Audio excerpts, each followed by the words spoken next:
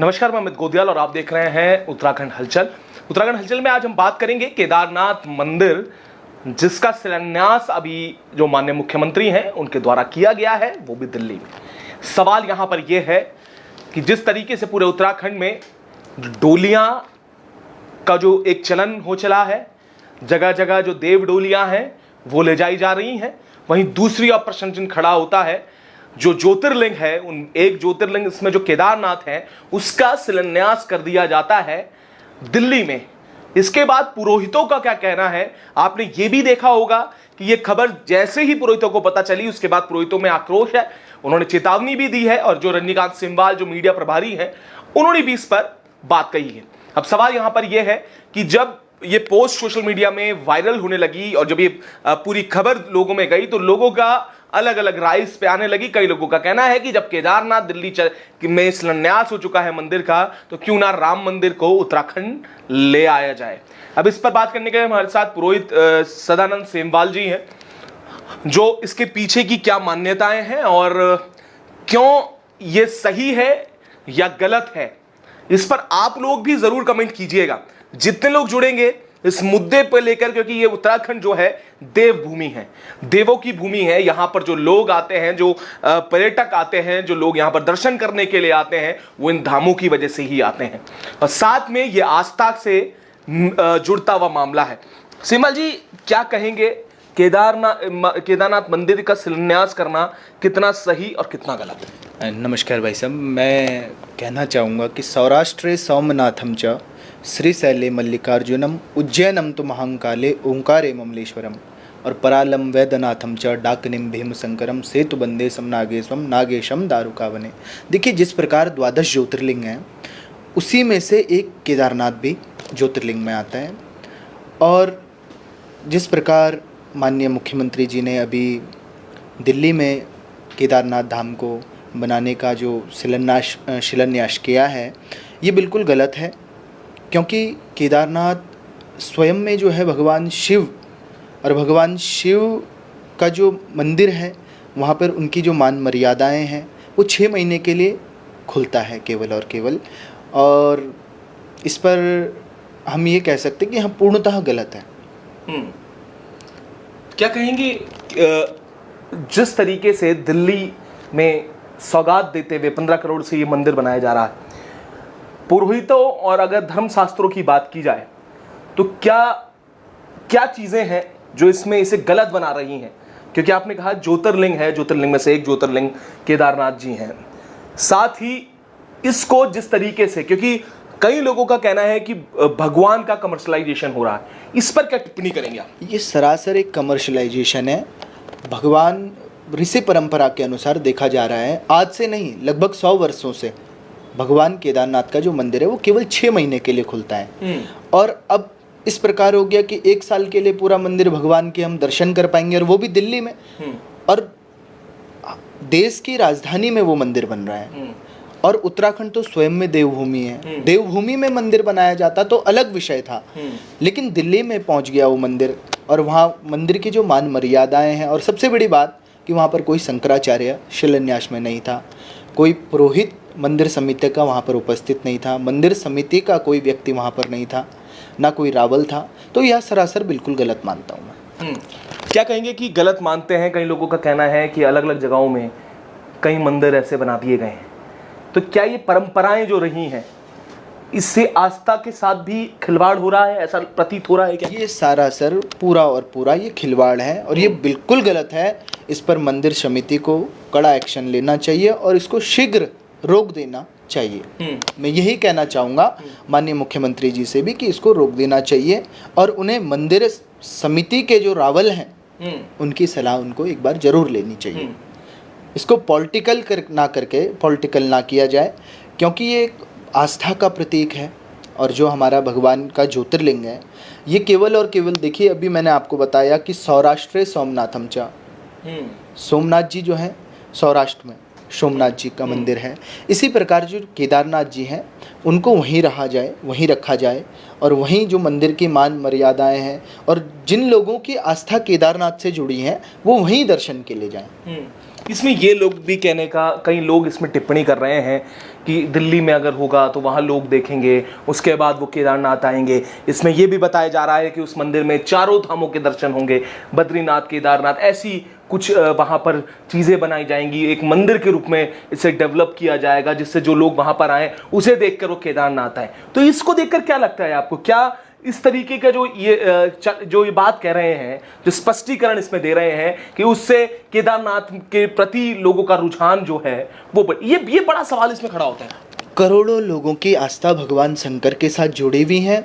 और आप ये देखिए, जिस व्यक्ति के अंदर आस्था होगी, लोग आज भी अयोध्या, मथुरा, माया, काशी, कांची, अवंतिका, पुरी, द्वारावती चैवा सप्तेता मोक्षदायका, लोग हरिद्वार को बिहार में नहीं बना सकते, माँ गंगा को बिहार तो नहीं ले जा सकते, लेकिन वहाँ गैया जी हैं। उसी प्रकार केदारनाथ जी को दिल्ली नहीं ले जा सकते। ये सरासर गलत है और इसका कड़ा विरोध होना चाहिए जी। पर अब तक कोई भी इस तरीके की बात नहीं, क्योंकि कल ही शिलान्यास होता है, उसके बाद लोगों का कहना अलग अलग चीज़ें आ जाती हैं, कुछ पक्ष में भी नज़र आते हैं। दिल्ली के काफ़ी जो उत्तराखंड के लोग हैं वो दिल्ली, बुराड़ी जैसी जगहों में रहते हैं, वहाँ पर भी उनका विश्वास की जो आप बात कह रहे हैं, इसमें हम वेदों के हिसाब से अगर इसे देखें तो वेदों में क्या इस तरीके की कुछ चीज़ रखी गई है, क्या कुछ लिखी गई है कि जो ज्योतिर्लिंग है उनके मंदिर बनाए जा सकते हैं? क्या ऐसे कोई ज्योतिर्लिंग है जिनके मंदिर उस जगह से हटकर कहीं और बने? देखिए, सरासर गलत है। और मैं ये मानता हूँ, और मैं क्या, ऋषि परंपरा के अनुसार अगर आप देखा जाए तो पांडवों ने भगवान शंकर की वहाँ केदारनाथ जी में आराधना करी थी, तो भगवान शंकर ने उन्हें साक्षात दर्शन दिए थे और उन्होंने वहाँ विधिवत रूप से शास्त्रोक्त विधान से उन्होंने भगवान का वहाँ शिलान्यास किया, पूजन किया। और तब से केदारनाथ जी और कहीं भी उनको ले जाना ये सरासर गलत है और इस पर कड़ा विरोध होना चाहिए। कड़ा विरोध होना चाहिए। वो तो कह रहे हैं कि वहाँ पर एक मंदिर बनाया जाएगा, केदारनाथ के दर्शन जो 6 महीने के लिए होते हैं वो अब 1 साल वहाँ पर होंगे, जैसे वो बता रहे हैं, जो 15 करोड़ की लागत से ये पूरा मंदिर को बनाने की बात हो रही है, शिलान्यास जो कर दिया गया है। सवाल कैलाशानंद जी भी वहाँ पर मौजूद होते हैं। शंकराचार्यों की आपने बात की कि शंकराचार्यों उनका इसमें कोई अभी तक जमा, क्योंकि उनसे अभी सवाल किए भी नहीं गए होंगे, वो क्या कहते हैं वो भी अपने आप में है। जो शंकराचार्य भगवान हैं उन्होंने लगातार कई बात अयोध्या को लेकर भी कही है। उन्होंने ये कहा है कि जिस तरीके से रामलला का जो मंदिर की स्थापना है उस पर भी सवाल खड़े किए गए। अब इसको लेकर, केदारनाथ को लेकर जो बात हो रही है, कैलाशानंद जी जब वहाँ पर थे तो वो भी उनकी मौजूदगी में रखा गया, उनके बारे में क्या कहें? देखिए, मैं ये मानता हूँ जो हमारे महामंडलेश्वर हैं उनका वहाँ पर होना ठीक है। वहाँ पे गोपाल मणि जी भी थे, मैंने देखा, कैलाशानंद जी भी थे और सांसद जी भी थे, मुख्यमंत्री जी भी थे, अन्य ब्राह्मण लोग भी थे। लेकिन सवाल ये है कि वहाँ पर मंदिर समिति का कोई रावल था। देखिए, हमारे उत्तराखंड में और देवभूमि में कई प्रकार के ब्राह्मण हैं, लेकिन केदारनाथ जी और बद्रीनाथ जी की पूजा करने के लिए रावलों को ही रखा गया। क्या वो वहाँ पर उपस्थित थे? उनका उपस्थित होना वहाँ बहुत ज़रूरी था। अगर सहमति होती तो वो ज़रूर उपस्थित होते वहाँ पर, मैं ये मानता हूँ। सहमति होती तो ज़रूर उपस्थित होते, ये भी बड़ा सवाल आपने कर दी। पुरोहितों की एक मंदिर की और उसके साथ साथ पुरोहितों की जो पूजा पाठ हैं, कई लोगों के जो पूजा पाठ हैं वहाँ से जुड़े हुए हैं। पुरोहित आते हैं वहाँ, जो पंडित हैं, जो पंडे वहाँ पर हैं, वहाँ पूजा पाठ करवाते हैं। कई लोगों के पूर्वज जो हैं वहाँ पर पूजा पाठ, उनका एक पूरी पोथली बना के वहाँ पर रखते हैं। ये इस मुद्दे से भी जुड़ता हुआ कहीं ना कहीं नजर आता है और उसमें आक्रोश इसलिए भी है कि जो मान्यताएं हैं उनके साथ छेड़छाड़, जो पुराने रिवाज चल रहे हैं उसके साथ छेड़छाड़ कहीं दिखती है। ये सरासर एक तरह से छेड़छाड़ है और सबसे बड़ी बात है कि जो मंदिर की मर्यादाएं हैं उनको तोड़ा जा रहा है, मंदिर का सरासर जो है उल्लंघन किया जा रहा है। कोई व्यक्ति कई कोसों दूर से केदारनाथ जी के पास जाता है, कोई पैदल जाता है, कोई हवाई यात्रा से जाता है। अब उस चीज़ को आप बहुत इजीली कर रहे हैं, भगवान इजीली अवेलेबल नहीं हो पाता। आप ये देखिए कि आपने केदारनाथ जी को स्थापित कर दिया दिल्ली में, तो ये एक सरासर गलत है। और इस पे जो है ना, वहाँ पर मैंने बड़ी बात ये देखी कि वहाँ पर मंदिर समिति के अध्यक्ष भी नहीं थे। तो ये भी एक तरह से बिल्कुल सहमति नहीं लगती है मुझे इस पे कि उन्होंने भी सहमति दिखाई होगी या रावल ने सहमति दिखाई होगी। ये सरासर गलत है। कुछ ऐसे कोई मंदिर बने हैं अभी जो एक जगह में हो, जिनकी मंदिर और भी जगह बनाए गए हों, जिस तरीके से स्पष्टीकरण देते हुए नजर आए? कोई ऐसा उदाहरण आपके? देखिए, अभी तक तो ऐसा कहीं हुआ नहीं है और कोई ज्योतिर्लिंग ऐसा नहीं हुआ कि उसको दूसरी जगह शिफ्ट किया गया हो। अभी तक 12 ज्योतिर्लिंग हैं और 12 ज्योतिर्लिंग वही हैं जो वर्षों से चले हुए आ रहे हैं। लेकिन ये सरासर बहुत गलत है और घोर अपराध भी है, ये मैं कहता हूँ बस। क्या कहेंगे कि इसके पीछे की मंशाएं क्या लगती हैं? क्योंकि आप तो पुरोहित हैं, आप तो लगता है कि इसके पीछे की क्या है, क्या क्या क्या सरासर केवल और केवल कमर्शलाइजेशन है। और एक प्रकार से लोग कहते हैं कि हम धर्म का प्रचार प्रसार कर रहे हैं, लेकिन ये सरासर गलत है। ये उनके आस्थाओं के साथ जो मंदिर के लोग हैं, जिनके भगवान से आस्थाएं जुड़ी हुई हैं, उनकी आस्थाओं के साथ खिलवाड़ है, भावनाओं के साथ खिलवाड़ है। जो व्यक्ति केदारनाथ जी का है, वहाँ के रोजगार के साथ भी ये बहुत बड़ा खिलवाड़ है। मंदिर के जो पुरोहित हैं, जिनकी पुश्तैनियाँ वहाँ पर थी, उनके साथ भी एक तरह से खिलवाड़ है और बहुत गलत है, मैं ये मानता हूँ। खिलवाड़ है, ये कहना है। और अगर पुरोहितों की बात करें तो उनमें आक्रोश ज़रूर साफ दिखाई देता है। और वेदों की अगर बात करें तो वेदों में क्या कुछ, मैंने जिससे पहले भी प्रश्न किया था, क्या कुछ ऐसी व्यवस्थाएं की गई हैं कि क्या धर्म का प्रचार प्रसार होना चाहिए? ये मैं सवाल इसलिए भी कहता हूं कि आजकल डोलियों का भी एक बड़ा हो चला है, चलन हो चला है, ये भी हम देख रहे हैं। अब ये मंदिरों का चलन जिस तरीके से हो रहा है, अपने स्थान से दूसरे स्थान पर जाना, ये डोलियों का भी मैं प्रश्न इसमें इसलिए कर लेता हूं क्योंकि मंदिर और डोलियों का जिस तरीके ये चलन कर रहे हैं, ये मुझे लगता है कि एक सेम बात इसमें नजर आ रही है। इस दोनों चीजों पर क्या कहेंगे? देखिए, मैं आपसे ये कहना चाहता हूँ कि जो देवी देवता होते हैं, उनका एक बॉर्डर होता है, एक स्थान जो होता है ना उनका, उसके आसपास जब देवता, हम लोग पहाड़ी हैं और पहाड़ों में कहा गया कि देवता पे जब दिवास आती है ना, तो किसी क्षेत्र तक ही आती है। वो देवता न ठाकुरों के पास आता है, वो केवल ब्राह्मणों पे आता है। और सबसे बड़ी बात है कि देवता, अभी आपने कहा कि डोलियाँ, ये आज के टाइम में आप देखिए कि कितना बड़ा कमर्शलाइजेशन है। कोई भी व्यक्ति, और लोग भी इस प्रकार हो चुके हैं कि डोलियाँ यहाँ से पहाड़ों से बैठती हैं और पूरे क्षेत्रों में भ्रमण करती है। पंजाब जा रही हैं डोलियाँ, कैसे वहाँ वो देवता आ जाता है? ये तो सरासर पाखंड है और लोग भी मूर्ख बन जाते हैं। मैं यही कहना चाहता हूँ। ये मान्यता है पहाड़ों में क्षेत्रपाल जैसी भी है। एक कहा जाता था कि पहाड़ों में एक क्षेत्रपाल होता है जो उस पूरे सीमा की, उस क्षेत्र की रक्षा करते हैं। तो ये तो हम जब अपने पूर्वजों से सुनते हैं कि हमारे जब भी हम जाते हैं पूजा पाठ करते हैं तो वहाँ के क्षेत्रपाल की भी पूजा हम करते हैं, वहाँ अपने जो क्षेत्रपाल होता है उसे मनाते हैं और एक रक्षक के रूप में वो होते हैं। सवाल यही है कि जब मंदिर का स्थापना कहीं और कर दी जाएगी तो क्या होगा? एक केवल मूर्ति क्या मंदिर हो जाती है? क्या एक मूर्ति रखने से, क्या एक डोली के रखने से वो वहाँ पर माँ प्रकट हो जाती है? ये सवाल अभी भी बने हुए हैं। सुरकंडा देवी डोली हो, उसको लेकर भी प्रश्न चिन्ह उठे, अन्य अलग अलग डोलियां चल रही हैं, उनको लेकर प्रश्न उठ रहे हैं। इस पर बड़ा एक सवाल भाई साहब, मैं ये कहना चाहूँगा इस पर, आज आप ऋषिकेश जाएंगे तो प्रत्येक गली में वहाँ ऋषिकेश में डोलियाँ रहती हैं, लेकिन हर चीज़ का एक स्थान है। मुख्यमंत्री का जब स्थान होता है तो मुख्यमंत्री आवास में बैठता है। सरकार में कोई भी ऐसा व्यक्ति होता है या कोई भी ऐसा प्रधानाचार्य रूम में ही बैठता है। उसी प्रकार ब्राह्मण है तो मंदिर में ही बैठेगा। उसी प्रकार डोलियों का भी है। पहाड़ी आदमी खुद जानते हुए भी कि देवता डोलियों का भी एक स्थान है, लेकिन वो बाहर भटक रही हैं डोलियाँ, और उनको जो उनके उपासक हैं वो भी उन्हें फुल्ली कमर्शलाइजेशन, भागवतों में भी घूम रही है। किसी का बच्चा हो रहा है तो वहाँ भी वो डोलियाँ जा रही है, कोई मर रहा है तो वहाँ भी वो डोलियाँ लेके जा रहे हैं। केवल और केवल कमर्शलाइजेशन, और कुछ। तो क्या इससे सनातन जो परंपराएं हैं, मैं सनातन की भी बात इसमें कर लेता हूँ, ये आघात होती भी नज़र आती हैं इसमें?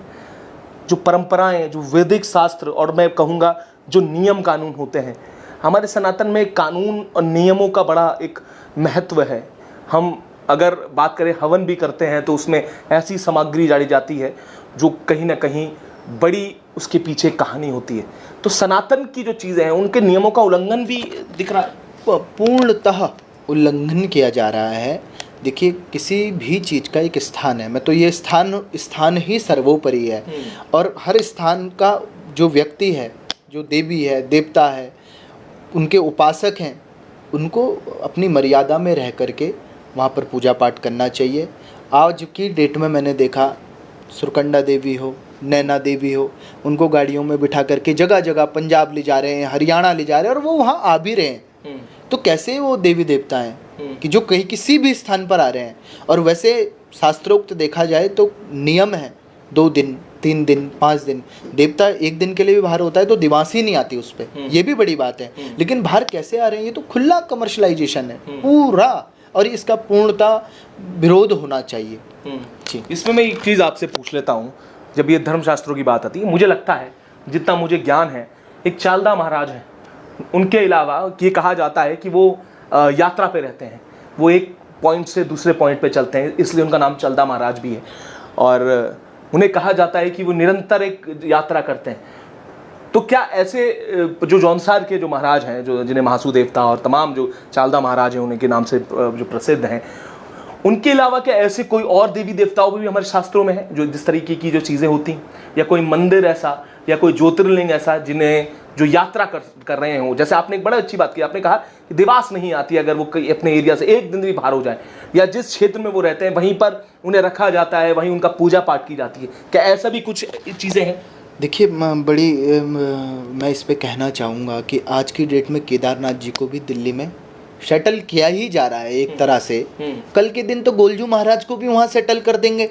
ये तो एक जो है देवताओं को भी आज की डेट में ऐसा बना दिया गया है कि वो भी भ्रमण पे चलते रहे हैं। बड़ी बात यह है कि चालदा महाराज कभी भी, मैंने देखा, मुझे भी इतने वर्ष पुरोहित्य क्षेत्र में हो गए, लेकिन वो कभी जौनसार से बाहर नहीं जाते। बड़ी विशेषता यह है कि जौनसार के अंदर जो व्यक्ति जौनसार का होगा, चालदा महाराज उन्हीं के स्थान पर जाएंगे। बिल्कुल, ये बड़ी विशेषता है। क्यों? क्योंकि उन्होंने उनकी मान मर्यादाएं रखी हुई हैं। उनके पुरोहितों ने उनको जोड़ करके रखा है। वो कहीं बाहर गलत जगह नहीं जाते। चालदा महाराज के आप दर्शन करने के लिए जाएंगे तो वहाँ के बड़े नियम हैं, टोपी लगा करके जाएंगे। हमारे मंदिरों में देखो आप, आज भी केदारनाथ जी में लोग रील्स बनाते हैं, और अत्यधिक लोग रील्स बनाने के लिए ही मंदिरों में जाते हैं। इसका बड़ा मान मर्यादाओं का उल्लंघन है। और देखिए, मैं यही कहना चाहूँगा कि आज की डेट में उत्तराखंड जो भी कोई व्यक्ति आता है तो वो उत्तराखंड को नहीं जानता है। वो ये नहीं जानता है कि यहाँ पे देहरादून है, रुड़की है, हरिद्वार है। वो केवल केदारनाथ, बद्रीनाथ, गंगोत्री और यमुनोत्री 4 धामों के नाम से ही यहाँ आता है। जी बिल्कुल, मान मर्यादाओं की बात की गई है, और ये बहुत बड़ी बात भी है और मनन करने की बात भी है।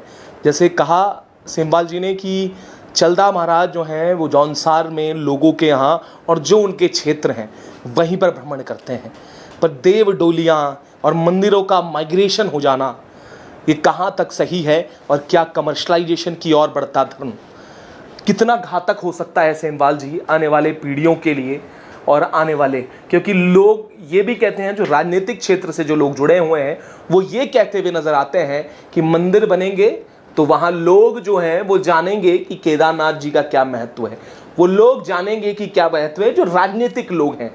तो क्या धर्म को जानने के लिए वो मंदिर या इस तरीके के जो देव डोलियां या ये कृत्य जो हो रहे हैं यहाँ पर कैसे मानते?